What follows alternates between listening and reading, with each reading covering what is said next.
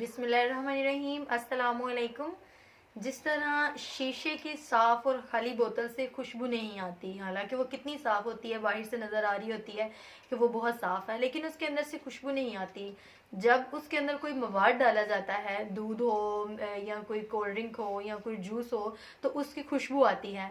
इसी तरह, बिल्कुल इसी तरह, सिर्फ नाम का मुसलमान होना काफ़ी नहीं है। आपका तरीका ज़िंदगी, आपका चाल चलन, आपका अंदाज़े गुफ्तगू ऐसा होना चाहिए कि जिससे साबित हो, जिससे प्रूफ मिले कि आप मुसलमान हैं।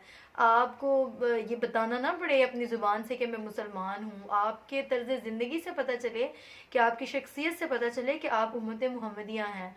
और आप अपनी पर्सनैलिटी इस तरह के बनाएं, आप अपनी शख्सियत को इस्लाम के मुताबिक नाफिज कर लें और तमाम अहकाम को अपनी ज़िंदगी पे अप्लाई कर लें, ताकि आप लोग आपको देख के कहें कि वाकई एक पक्का सच्चा और मुसलमान है।